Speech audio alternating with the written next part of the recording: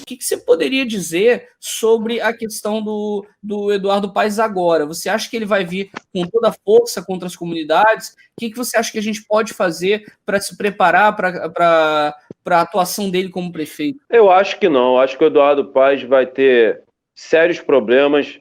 Ele que foi eleito e utilizou-se disso como a sua plataforma política na eleição, como aquele bom gestor. Ele foi um bom gestor porque os cofres públicos encontravam-se cheios, principalmente de dinheiro vindo do governo federal, do governo Lula. Nunca se investiu tanto na cidade do Rio de Janeiro como o governo Lula investiu. Então, assim, é muito fácil você ser um bom gestor com os cofres públicos. Nós somos sabedores que ele vai encontrar os cofres vazios e ele vai ter bastante dificuldade. E oriundo a essas dificuldades, ele não vai gerar mais desgastes dos quais ele já vai ter por pegar uma prefeitura sucateada e quebrada. Ele vai ter muitas dificuldades. Então, eu creio que o Eduardo Paes ele não vai se mover dentro dessa questão política em processos de remoção. Eu acho que ele vai fugir desses desgastes. Ele já vai sofrer muitos desgastes, né, por pegar uma prefeitura sucateada e quebrada. Então, eu acho que dessa vez nós estamos livres do Eduardo Paes, que foi aquele que mais removeu na história da cidade do Rio de Janeiro, o número 1 no ranking das remoções, medalha de ouro no ranking das remoções. Acho que dessa vez não tem conjuntura para ele fazer. A conjuntura na época pedia isso, né?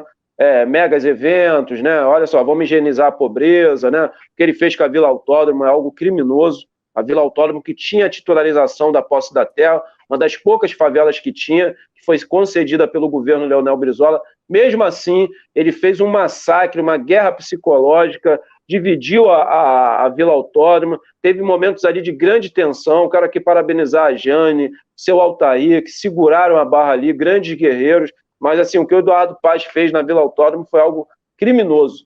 Foi criminoso e vergonhoso. Mas eu acho que ele não tem conjuntura para entrar nessa questão de remoções, não. Ele vai ter uma gestão bastante complicada. André, eu queria saber o seguinte, cara, a gente fala sempre dessa questão da dificuldade da classe média se ver como parte do povo, dessa galera toda se ver como parte que, obviamente, sofre, mas acha que não sofre tanto e não se vê como igual em quem está numa situação pior. Cara, queria saber o que você teria para dizer para essas pessoas em relação à questão não só da luta, mas na questão não só de união das esquerdas e das pessoas enxergarem a realidade. Como fazer essas pessoas enxergarem que elas são povo e o que dá para falar para elas sobre isso? Eu acho que a classe média é um dos segmentos, como eu falei no início da fala, nós temos que atuar em todos os segmentos da sociedade e disputá-los. A classe média é um desses segmentos muito importantes que a esquerda brasileira tem que se organizar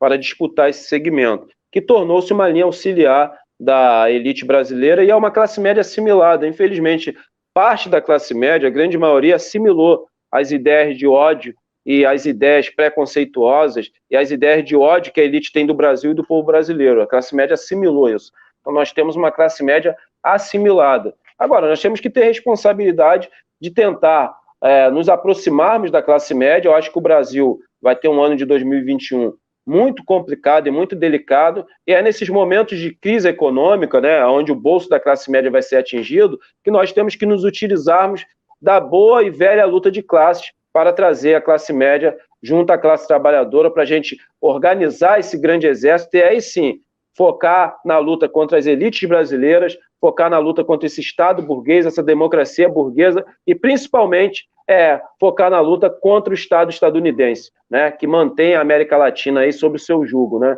A gente tem que internacionalizar a luta, fazer um diálogo com a Venezuela, com o Chile, com a Argentina. Essa luta tem que ser internacionalizada, temos que internacionalizar essa luta, porque é fundamental que nós venhamos fazer um enfrentamento ao neoliberalismo, é fundamental que nós venhamos fazer um enfrentamento ao imperialismo americano que controla ainda a América Latina. Viva aí, né, fazendo menção aí, quero fazer menção aí ao grande Bolívar, né, grande general Simão Bolívar. Exato, que deu toda junto com o general San Martín, né, que deram a independência da América e começaram esse processo, né.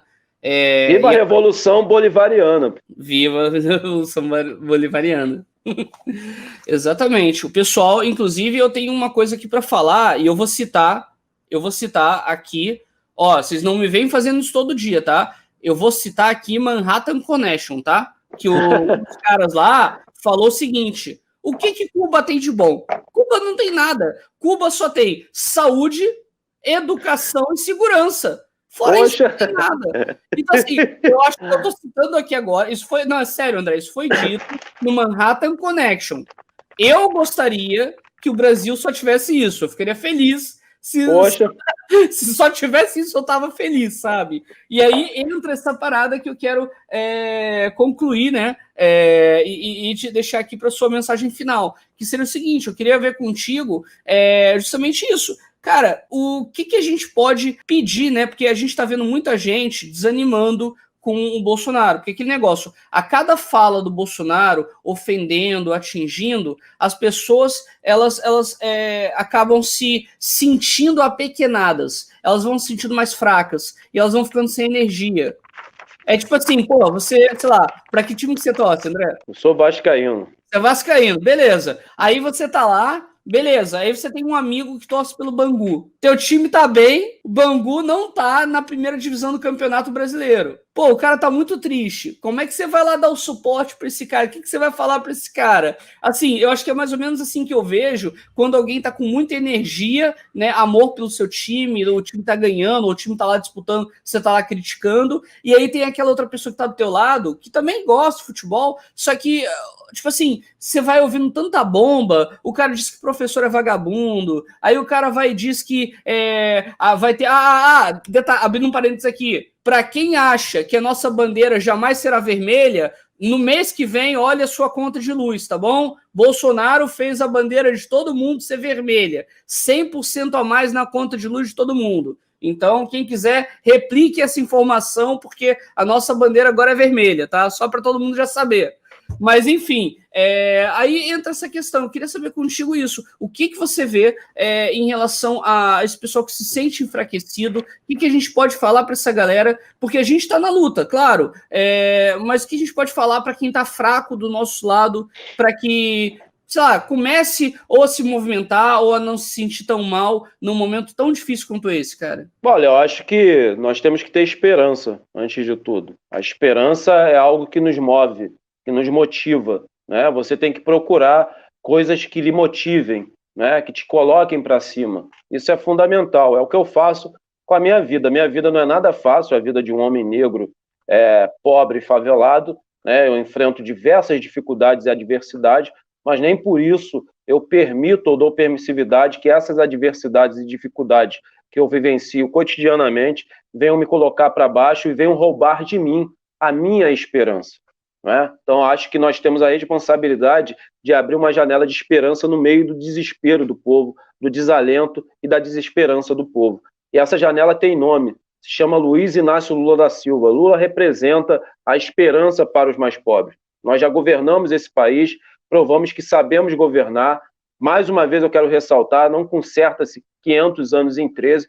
Nós tínhamos um projeto que só foi interrompido através do golpe. A sociedade aceitou o projeto do Partido dos Trabalhadores, tanto que vencemos 4 eleições sucessivamente. A elite não suportou, em um conluio com o Judiciário, o Congresso e com o governo estadunidense, golpear a ex-presidenta Dilma. Então, nesse momento, é preciso trazer esperança ao povo brasileiro para que eles possam renovar suas forças e, nesse momento, antes de tudo, nós temos que assumir a responsabilidade de organizar a classe trabalhadora e provar por A mais B que não existe saída para a crise por dentro do sistema capitalista. Nós temos que organizar a classe trabalhadora, construir a correlação de forças, fazer a disputa de narrativas em todos os segmentos da sociedade para a construção dessa correlação de forças, para que no momento certo, no momento exato, uma vez construída essa correlação de forças, nós venhamos golpear o capitalismo e destruí-lo e construir no Brasil o socialismo, uma sociedade justa, igualitária e humanizada. É isso que eu acredito, é isso que eu estou colocando a minha vida à disposição. Eu não tenho medo de mais nada, eu não tenho medo de ninguém, né? Porque o sistema me tirou a dignidade, me tirou a hombridade, me tirou uma série de coisas, mas ele tirou junto com tudo isso que foi me tirado ao longo da minha vida, o medo. E não existe criação mais perigosa dentro de uma sociedade, parafraseando Malcolm X, do que um homem sem nada a perder. É com esses homens sem nada a perder que eu quero construir um exército para a gente derrotar o capitalismo pelo uso da força. Não vai ser com poesia, não vai ser com ciranda e não vai ser implorando nada aos nossos opressores. Nós temos que construir essa correlação de força, porque revolução se faz com ousadia, determinação, tática, estratégia e o fuzil. E muita coragem de romper os limites impostos pelo capitalismo aqui no Brasil para a classe trabalhadora. E é você que tem coragem que eu estou convocando, porque só os corajosos escreverão os seus nomes nos livros de história. Eu quero, para encerrar, parafrasear aqui Leonel Trotsky, que diz o seguinte: todas as revoluções são impossíveis até tornarem-se inevitáveis. Socialismo ou barbárie, favela não se cala, porra.